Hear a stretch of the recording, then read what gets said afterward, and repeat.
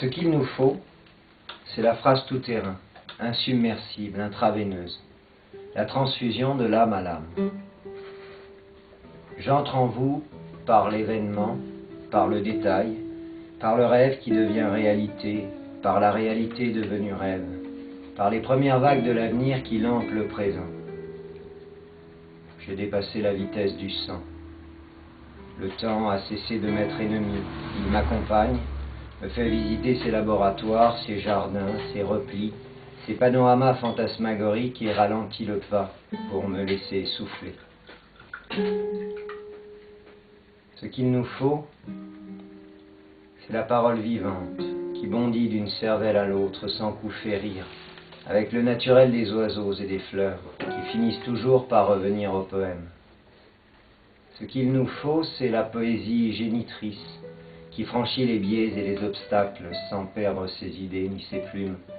Les chemins de la sève, les catacombes de la mémoire, la page ciselée, polie à la main. Le mot action se propageant comme le feu dans l'universelle conscience. Regardez cet arbre, il naîtra dans 4 siècles. Cette lunette colossale qui contrôle la circulation dans les beaux quartiers de la Lune à 1500 années d'ici. Regardez ces hommes et ces femmes qui déjeunent sur la Terre, soupent sur Vénus et dansent au son de musiques étranges pour fêter l'avènement de l'an 3000.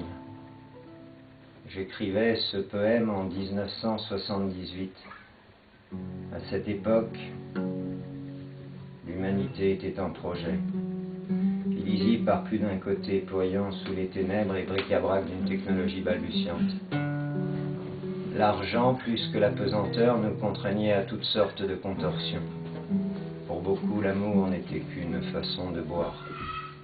Insecte délirant, l'homme détruisait l'homme à tout propos.